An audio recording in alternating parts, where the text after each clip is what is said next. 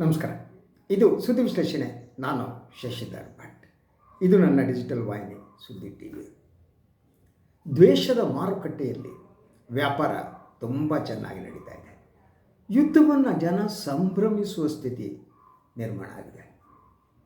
ಯಾವುದೋ ಒಂದು ದೇಶದ ಮೇಲೆ ಇನ್ಯಾವುದೋ ದೇಶ ನುಗ್ಗಿ ಅಲ್ಲಿಯ ಜನರನ್ನು ಕೊಲ್ಲುತ್ತೆ ಅಂತಂದರೆ ಈ ಸಾವಿನಲ್ಲಿ ಸಂತೋಷ ಪಡುವವರು. ಇದು ಒಂದು ರೀತಿಯಲ್ಲಿ ದ್ವೇಷದ ಮಾರುಕಟ್ಟೆ. ಇಲ್ಲಿ ಪ್ರೀತಿಗೆ ಬೆಲೆ ಇಲ್ಲ.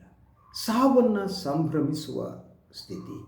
ಆತ ಯಾವ ಧರ್ಮದವನು, ಆತ ಯಾವ ಜಾತಿಯವನು, ಈತ ನಮ್ಮವನಲ್ಲ, ಈತ ನಮ್ಮವನಲ್ಲದವನ ಸಾವು ನಮಗೆ ಅಷ್ಟು ಸಂತೋಷವನ್ನೇ ನೀಡುತ್ತಾ ಏನೋ ಆ ಸ್ಥಿತಿ ನಿರ್ಮಾಣ ಆಗೋಗಿದೆ. Horrible, I will tell you horrible situation. ನಾನು ಹೇಳ್ತಾ ಇರೋದು ಏನು ಅಂತಂದರೆ, ಅಮೇರಿಕಾದಂಥ ಒಂದು ರಾಷ್ಟ್ರ ಇನ್ನೊಂದು ದೇಶವನ್ನು ನುಗ್ಗಿ ಅಲ್ಲಿ ಯಾರನ್ನೋ ಮೇಲೆ ದಾಳಿ ಮಾಡಿ ಅವರನ್ನು ಮುಗಿಸಿ ಯಾರನ್ನೋ ಎತ್ತಿಕೊಂಡು ಹೋಗುವ ಸ್ಥಿತಿ. ವೆನೆಜುಲಾದಲ್ಲಿ ಏನಾಯಿತು ಅನ್ನೋದು ಅಧ್ಯಕ್ಷನನ್ನೇ ಎತ್ತಿಕೊಂಡು ಹೋದರು ಟ್ರಂಪ್ ಗ್ಯಾಂಗ್. ಈಗ ಇರಾನ್ ಮೇಲೆ ನಡೆಯುತ್ತಿರುವ ದಾಳಿ. ನಾನು ಈಗ 2-3 ಸಂದರ್ಭದಲ್ಲಿ ಈ ಬಗ್ಗೆ ನಾನು ವಿಶ್ಲೇಷಣೆ ಮಾಡಿದೆ. ಆ ವಿಶ್ಲೇಷಣೆ ಮಾಡಿದಾಗ ಜನರೊಳಗೆ ಹೇಗೆ ವಿಷಯ ತುಂಬಿದೆ ಅಂದರೆ, ಇರಾನ್ ನಮ್ಮ ಸ್ನೇಹಿ ರಾಷ್ಟ್ರ ಹೌದೋ ಅಲ್ವೋ ಅನ್ನೋ ಆಲೋಚನೆ ಮಾಡುವ ಸ್ಥಿತಿಯಲ್ಲಿ ಕೂಡ ಭಾರತೀಯರಿಲ್ಲ. ಇವತ್ತು ಇಡೀ ದೇಶದಲ್ಲಿ ಒಂದು ರೀತಿಯ ದ್ವೇಷ ಭಾವನೆಯನ್ನು ಬಿತ್ತಲಾಗಿದೆ. ಜನ ದ್ವೇಷದಲ್ಲಿ ಬೆಳೀತಾ ಇದ್ದಾರೆ, ದ್ವೇಷದಲ್ಲಿ ಬದುಕ್ತಾ ಇದ್ದಾರೆ, ದ್ವೇಷದಿಂದ ಸಂತೋಷ ಪಡ್ತಿದ್ದಾರೆ. ಏನೇ ಇರಲಿ, ದ್ವೇಷ ಇದೆಯಲ್ಲ ಅದು ಯಾರನ್ನೂ ಉಳಿಸಲಾರದು. ದ್ವೇಷದ ಮಾರುಕಟ್ಟೆಯಲ್ಲಿ ಪ್ರೀತಿಯ ಗುಲಾಬಿ ಅರಳುತ್ತಾ ಅನುಮಾನ ಇದೆ. ಆದರೆ ನಮಗೆಲ್ಲ ಎಲ್ಲೋ ಒಂದು ಕಡೆ ಬಂದು ಕನಸಬೇಕು, ಇದೆಲ್ಲ ಸರಿಯಾಗುತ್ತೆ ಅನ್ನೋ ಕನಸಬೇಕು. ಆದರೆ ಏನಾಗುತ್ತೋ ಗೊತ್ತಿಲ್ಲ. ನೀವು ಮಾತನಾಡಿದ ತಕ್ಷಣ ಇರಾನ್ನಲ್ಲಿ ನಡೆದಂಥ ಘಟನೆಯನ್ನು ಖಂಡಿಸಿದರೆ, ಅಥವಾ ಗಾಜಾದಲ್ಲಿ ಸುಮಾರು 70,000 ಜನರನ್ನು ಹತ್ಯೆ ಮಾಡಿದ ವ್ಯಕ್ತಿಯನ್ನು ಖಂಡಿಸಿದರೆ, ಜನ ಇದ್ದಕ್ಕಿದ್ದ ಹಾಗೆ ನಮ್ಮನ್ನು ಇನ್ಯಾವುದೋ ಧರ್ಮದ ರಾಯಭಾರಿನೋ ಪ್ರತಿನಿಧಿಯೋ ಅನ್ನೋ ಹಾಗೆ ಮಾತನಾಡೋಕ್ಕೆ ಪ್ರಾರಂಭ ಮಾಡ್ತಾರೆ. ಧರ್ಮಕ್ಕೂ ಸಾವಿಗೂ ಬದುಕಿಗೂ ಸಂಬಂಧ ಇಲ್ಲ.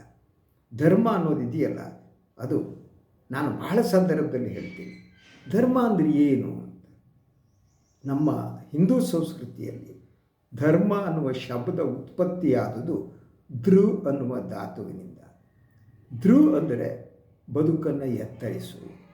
ನಿಮ್ಮ ಬದುಕನ್ನು ಯಾವುದು ಎತ್ತರಕ್ಕೆ ತೆಗೆದುಕೊಂಡು ಹೋಗುತ್ತೋ ಅದು ಧರ್ಮ. ಸಾವು ಧರ್ಮ ಅಲ್ಲ, ಬದುಕು ಧರ್ಮ. ಬದುಕುವುದು ಹೇಗೆ ಅನ್ನುವ ಧರ್ಮ. ಇನ್ನೊಬ್ಬರಿಗೆ ತೊಂದರೆ ಕೊಡದಂತೆ ಇರುವುದು ಹೇಗೆ ಅನ್ನೋದಿದೆಯಲ್ಲ ಅದು ಧರ್ಮ. ಆದರೆ ಇವತ್ತು ಧರ್ಮವನ್ನು ವಿಕೃತಗೊಳಿಸಲಾಗಿದೆ, ವಿರೂಪಗೊಳಿಸಲಾಗಿದೆ. ಧರ್ಮ ಅಂದ ತಕ್ಷಣ ಅಲ್ಲಿ ಶ್ರೇಷ್ಠತೆಯ ಭ್ರಮೆಯನ್ನು ಸೃಷ್ಟಿಸಲಾಗಿದೆ. ಒಂದು ಧರ್ಮ ಶ್ರೇಷ್ಠ, ಇನ್ನೊಂದು ಧರ್ಮ ಶ್ರೇಷ್ಠ ಅಲ್ಲ ಅನ್ನುವಂಥದ್ದು.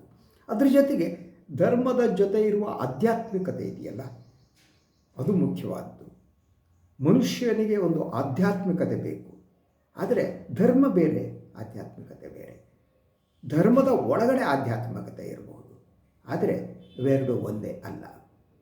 ಯಾವರ ಬದುಕಿನಲ್ಲಿ ಆಧ್ಯಾತ್ಮಿಕತೆ ಇರಲ್ಲ ಆ ಬದುಕು ನಿಷ್ಫಲವಾದ್ದು. ಆದರೆ ಧರ್ಮ ಅನ್ನುವುದು ಒಂದು ಮಾರ್ಗ ಇದ್ದ ಹಾಗೆ. ಆ ಮಾರ್ಗದಲ್ಲಿ ಬದಲಾವಣೆಗಳಿರ್ತವೆ, ಮಾರ್ಗವೇ ಗುರಿಯಲ್ಲ. ಆದರೆ ಇವತ್ತಿನ ದಿನ ಮಾರ್ಗವೇ ಗುರಿಯಾದಂಥ ಅಪಾಯಕಾರಿ ಸ್ಥಿತಿಯಲ್ಲಿದ್ದೀವಿ. ಆ ಕಾರಣಕ್ಕಾಗಿ ಧರ್ಮ ಅನ್ನುವುದು ಒಂದು ರೀತಿಯ ಹಿಂಸೆಯ ಅಸ್ತ್ರವಾಗಿ ಬಳಕೆಯಾಗ್ತಾ ಇದೆ. ಒಂದು ಕಡೆ ರಾಜಕೀಯ ಅಸ್ತ್ರವಾಗಿ ಬಳಕೆಯಾಗ್ತಾ ಇದೆ. ಸೊ ಧರ್ಮ ಅಂದ ತಕ್ಷಣ ಹೊರಗಡೆ ಪೋಷಾಕುಗಳು, ನಡವಳಿಕೆಗಳು ಮುಖ್ಯವಾಗ್ತಾ ಒಳಗೆ ಸಾಯ್ತಾ ಹೋಗ್ತಾರೆ. ಒಳ ಪಯಣ ಇರುತ್ತಲ್ಲ, ಅದು ನಾಶ ಆಗ್ತಾ ಹೋಗ್ತಾ ಇದೆ. ಇದು ಇವತ್ತಿನ ಅಪಾಯಕಾರಿ ಸ್ಥಿತಿ ಅಂತ ನನಗೆ ಅನಿಸುತ್ತೆ. ಸೊ ಎನಿವೆ, ಯುದ್ಧ ಯಾವ ರೀತಿ ಕಾರ್ಮೋಡ ಎಲ್ಲ ಕಡೆ ಹರಡಿದೆ ನೋಡಿ. ಒಂದು ಇರಾನ್ ಏನಿದೆ ಅದು ಪ್ರತಿಭಟಿಸ್ತಾ ಇದೆ ಅಮೇರಿಕಾದ ಈ ಸರ್ವಾಧಿಕಾರಿ ಮನೋವೃತ್ತಿಯನ್ನು. ಅದರ ಜೊತೆಗೆ ಇದೊಂದು ಪ್ರಾದೇಶಿಕ ಯುದ್ಧವಾಗಿ ಬದಲಾದದ್ದು ಅಂತ. ಅದು ಕೇವಲ ಅಮೇರಿಕ, ಇಸ್ರೇಲ್, ಇರಾನ್ ಮೇಲೆ ನಡೆಸಿದ ದಾಳಿಯಾಗಿ ಉಳಿದಿಲ್ಲ. ಇರಾನ್ ಈ ದಾಳಿಯನ್ನು ವಿಸ್ತರಿಸಿದೆ. ಅದು ಒಟ್ಟಾರೆಯಾಗಿ ಒಂದು ಪ್ರಾದೇಶಿಕ ಯುದ್ಧವಾಗಿ ಪರಿವರ್ತನೆ ಆಯಿತು. ಇದರ ಪರಿಣಾಮ ಅಂತಂದರೆ ಕೊಲ್ಲಿ ರಾಷ್ಟ್ರಗಳೆಲ್ಲ ಕನಿಷ್ಠ 7 ರಾಷ್ಟ್ರಗಳು ಈ ಯುದ್ಧದಲ್ಲಿ ಭಾಗಿಯಾಗುವಂತೆ ಆಗಿವೆ, ಅಥವಾ ಇರಾನ್ ಅವರು ದಾಳಿ ಮಾಡಿದೆ. ದಾಳಿ ಎಲ್ಲೆಲ್ಲಿ ನಡೆದಿದೆ, ಕೇವಲ ಮಿಲಿಟ್ರಿ ಏನಿದೆ ಅದರ ಎಸ್ಟಾಬ್ಲಿಷ್ಮೆಂಟ್ ಮೇಲೆ ಮಾತ್ರ ಅಲ್ಲ, ತೈಲಾಗಾರದ ಮೇಲೆ ದಾಳಿ ನಡೆದಿದೆ. ಆದ್ದರಿಂದ ಇದರ ಪರಿಣಾಮ ಘೋರವಾದದ್ದು. ತೈಲಾಗಾರದ ಮೇಲೆ ದಾಳಿ ನಡೆದಿದೆ, ಜನಸಾಮಾನ್ಯರ ಮೇಲೆ ಕೆಲವರು ಅಸುನೀಗಿದ್ದಾರೆ. ಸೊ ಇದು ಒಟ್ಟಾರೆಯಾಗಿ ಈ ದಾಳಿ ಆರ್ಥಿಕವಾಗಿ ಕುಸಿಯುವಂತೆ ಮಾಡುತ್ತೆ. ಈಗಾಗಲೇ ಯು ಸಿ ದಟ್ ಪೆಟ್ರೋಲಿಯಂ ಉತ್ಪನ್ನಗಳ ಬೆಲೆ ಇದೆಯಲ್ಲ, ಅದು ಪರ್ ಬ್ಯಾರಲ್ಗೆ $65 $80 ಕ್ರಾಸ್ ಆಗಿದೆ. ಸೊ ಇದು $100 ಹೋದರೂ ಹೋಗಬಹುದು.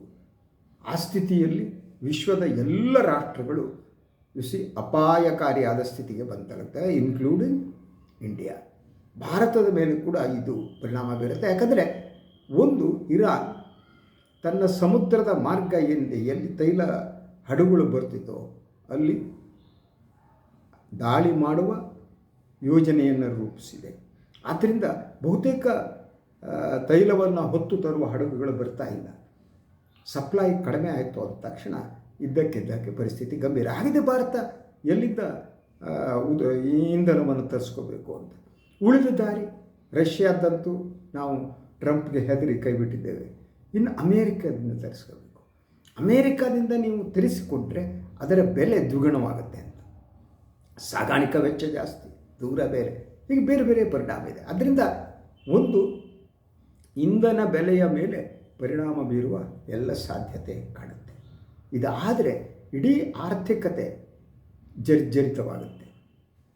ಯಾರು ಈ ಯುದ್ಧವನ್ನು ಒಳಗಡೆ ಪ್ರೀತಿಸ್ತಾರೆ ಅವರು ಅರ್ಥ ಮಾಡ್ಕೋಬೇಕಾಗುತ್ತೆ. ಭಾಳ ಜನ ವಿಜೃಂಭಿಸ್ತಾ ಇದ್ದಾರೆ ಅಲ್ಲಿ ಇರಾನ್ನಲ್ಲಿ. ಕೊಮೇನಿ ಹೌದಾ, ಹಾ ಹಾ ಹಾ ಅಂತ ತಲೆ ಕೆಳಗೆ ನಿಲ್ಲುವವರಿದ್ದಾರೆ, ಕೂಗಾಡುವವರಿದ್ದಾರೆ, ಜಪ ಮಾಡುವವರಿದ್ದಾರೆ, ಸಂತೋಷ ಪಡುವವರಿದ್ದಾರೆ. ಒಬ್ಬ ಮುಸ್ಲಿಂ ಹೋದ ಅಂತ ಅಂಥ ಒಂದು ಅನಾರೋಗ್ಯಕರವಾದ ದುಷ್ಟ ಮನಸ್ಥಿತಿಯನ್ನು ಈ ದೇಶದಲ್ಲಿ ರೂಪಿಸಲಾಗಿದೆ. ಅದಕ್ಕೆ ಬೆಳೆಸಲಾಗಿದೆ, ಅದಕ್ಕೆ ನೀರು ಹಾಕಿ ಬೆಳೆಸಲಾಗಿದೆ. ಆದ್ದರಿಂದ ಯಾರೋ ಎಲ್ಲಿ ನಮಗೆ ಸಂಬಂಧ ಇಲ್ಲದಿರೋದು. ಅದರ ಜೊತೆಗೆ ನಾನು ಈಗ 2-3 ಬಾರಿ ಹೇಳಿದ್ದೀನಿ, ಇರಾನ್ ಭಾರತದ ಸ್ನೇಹಿ ರಾಷ್ಟ್ರ ಆಗಿತ್ತು ಕಣ್ರಿ. ಸೊ 91 ಅಂತ ಕಾಣುತ್ತೆ. ಈವನ್ ವಿಶ್ವಸಂಸ್ಥೆಯಲ್ಲಿ ಪಾಕಿಸ್ತಾನವನ್ನು ವಿರೋಧಿಸಿತ್ತು, ಭಾರತ ನಿಲುವ ಬೆಂಬಲ ವ್ಯಕ್ತಪಡಿಸಿತ್ತು ಅಲ್ಲಿ ಇಸ್ಲಾಮಿಕ್ ಕ್ರಾಂತಿ ಆದ ಮೇಲೆ. ಆದರೆ ಇದನ್ನೆಲ್ಲ ಮರೆತು ನಾವು ಇಸ್ರೇಲ್ ಜೊತೆ ನಿಂತದ್ದು, ಇಸ್ರೇಲ್ನ ಅಪ್ಪಿಕೊಂಡದ್ದು. ಸೊ ಇದು ಇಡೀ ಈ ಒಂದು ಪ್ರದೇಶದಲ್ಲಿ ಭಾರತದ ಒಂದು ನಿಲುವಿತ್ತಲ್ಲ, ಆ ನಿಲುವು ಬದಲಾದದ್ದು ಮಾತ್ರ ಅಲ್ಲ, ಭಾರತ ಒಂದೆಡೆಗೆ ಹೋಗಿ ವಾಲಿ ಅವರ ನಡುವೆ ಸಿಕ್ಕಾಕ್ಕೊಂಡಿತ್ತು. ಈಗ ಭಾರತ ಅಮೇರಿಕಾ ಮತ್ತು ಇಸ್ರೇಲ್ನ ಏನು ಹೇಳೋಣ, ಶಬ್ದ ಏನು ಬಳಸಬೇಕು ಗೊತ್ತಾಗ್ತಾ ಇಲ್ಲ, ಬಟ್ಟಂಗಿಯಾಗಿ ಬದಲಾಗಿದೆ. ಭಾರತದ ಪ್ರಧಾನಿಯವರು ಇಸ್ರೇಲ್ ಮಾಡಿರುವ ನರಮೇಧಗಳನ್ನೆಲ್ಲ ಖಂಡಿಸುವ ಮನಸ್ಥಿತಿಯಲ್ಲಿ ಕೂಡ ಇಲ್ಲ. ನಾವು ನಿಮ್ಮ ಜೊತೆಗಿದ್ದೀವಿ ಅಂತಂದರೆ ಏನರ್ಥ?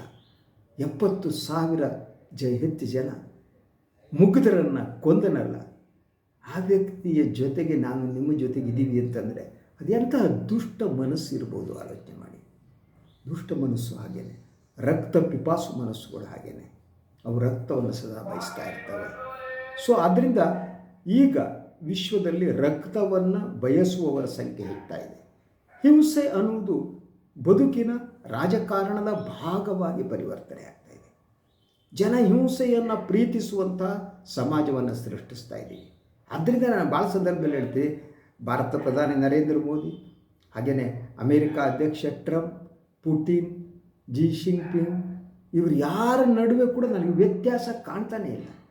ಇವರೆಲ್ಲ ಬೇರೆ ಬೇರೆ ಮುಖಗಳಂತೆ ಕಾಣ್ತವೆ. ಆದರೆ ಈ ಮುಖದ ಹಿಂದಿರುವ ಮನಸ್ಸಿದೆಯಲ್ಲ, ಆ ಮನಸ್ಸುಗಳೆಲ್ಲ ಹಿಂಸೆ ಮತ್ತು ಆಕ್ರಮಣಶೀಲ ಮನಸ್ಥಿತಿಯಿಂದ ಇರುವಂಥದ್ದು ಅಂತ. ಈ ಆಕ್ರಮಣಶೀಲ ಮನಸ್ಥಿತಿಯನ್ನು ನಾವು ಬೇರೆ ಬೇರೆ ರೀತಿ ನೋಡ್ಬೋದು. ಒಂದು, ಯಾವಾಗ ಆಕ್ರಮಣಶೀಲ ಮನಸ್ಥಿತಿ ಬರುತ್ತೆ ಅಂತಂದಾಗ ಮೊದಲು ಶ್ರೇಷ್ಠತೆಯ ಭ್ರಮೆಯಲ್ಲಿದ್ದಂಥ ಸಂದರ್ಭದಲ್ಲಿ ಅವರು ಶ್ರೇಷ್ಠತೆಯ ಭ್ರಮೆಯಲ್ಲಿ ಇರುವಾಗ ಆಗ ಆಕ್ರಮಣಶೀಲ ಮನಸ್ಥಿತಿ ಜಾಸ್ತಿ ಆಗ್ತಾ ಹೋಗುತ್ತೆ.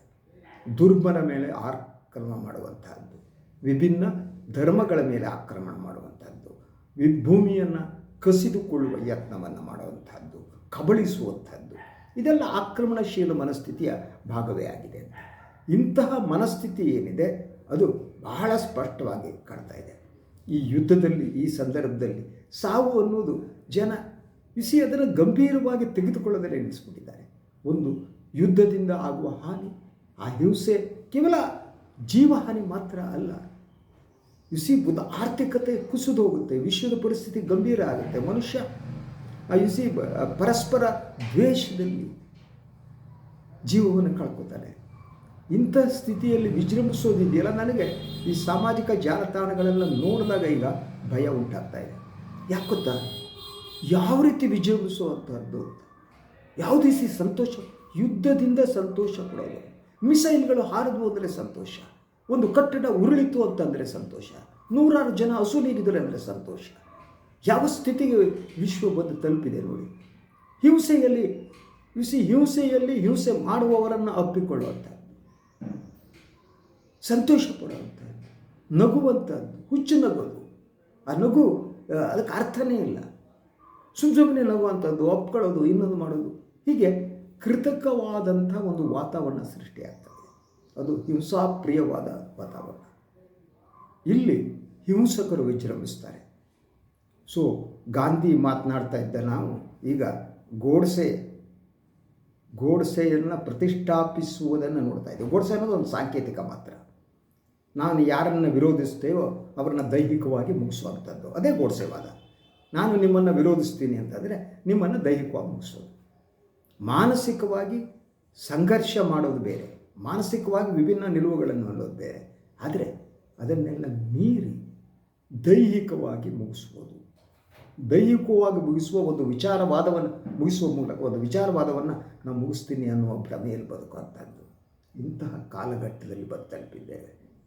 ಕೆಲವೊಮ್ಮೆ ಇದನ್ನೆಲ್ಲ ನೋಡೋದು ಭಯ ಆಗುತ್ತೆ. ಈ ದೇಶ ಯಾವ ಸ್ಥಿತಿಗೆ ಬಂದು ಬಿಡುತ್ತೋ ಅನ್ನೋದು. ಜನ ಗಂಭೀರವಾಗಿ ಆಲೋಚನೆ ಮಾಡೋದನ್ನು ನಿಲ್ಲಿಸ್ಬಿಟ್ಟಿದ್ದಾರೆ. ಜನರಿಗೆ ಆಲೋಚನೆ ಮಾಡೋದು ಬೇಕಾಗಿಲ್ಲ. ಅವರಿಗೆ ಸುಳ್ಳುಗಳು ಬೇಕು. ಸುಳ್ಳು ಸುಂದರ, ಸತ್ಯ ಸುಂದರ ಅಲ್ಲ.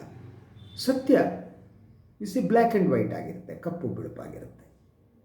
ಆದರೆ ಸುಳ್ಳು ಹಾಗಲ್ಲ, ಅದಕ್ಕೆ ಹಲವು ರಂಗುಗಳಿರ್ತವೆ. ಅದು ಬಹಳ ಜನರಿಗೆ ಇಷ್ಟ. ಆದ್ದರಿಂದ ಜನ ಸುಳ್ಳನ್ನು ಇಷ್ಟಪಡ್ತಾರೆ. ಮನುಷ್ಯನನ್ನು ವೇಷಧಾರಿಯಾಗಿ ನೋಡೋಕ್ಕೆ ಇಷ್ಟಪಡ್ತಾರೆ. ಒಬ್ಬ ಮನುಷ್ಯನನ್ನು ಒಬ್ಬ ನಾಟಕದ ಪಾತ್ರಧಾರಿಯಂತೆ ನೋಡೋಕ್ಕೆ ಇಷ್ಟಪಡ್ತಾರೆ. ಆತ ನಿರ್ವಹಿಸುವ ಪಾತ್ರದಿಂದ ಸಂತೋಷ ಪಡ್ತಾರೆ. ಆತ ಹಾಕುವ ಬಟ್ಟೆಯಿಂದ ಸಂತೋಷ ಪಡ್ತಾರೆ. ಆತ ಯಾವ ಸಂದರ್ಭದಲ್ಲಿ ಹೇಗೆ ಬಟ್ಟೆಯನ್ನು ಬದಲಿಸ್ತಾನೆ ಅನ್ನೋದ್ರ ಮೇಲೆ, ಆತ ಹೇಗಿದ್ದಾನೆ, ವೇಷವನ್ನು ಹೇಗೆ ಧರಿಸ್ತಾನೆ, ಅದ್ರ ಮೇಲೆ ಸಂತೋಷ ಪಡ್ತಾರೆ. ಈ ಸ್ಥಿತಿಯಲ್ಲಿ ವಾಸ್ತವ ಅನ್ನೋದು ಇದೆಯಲ್ಲ, ಅದು ಕ್ರೂರವಾಗಿದೆ.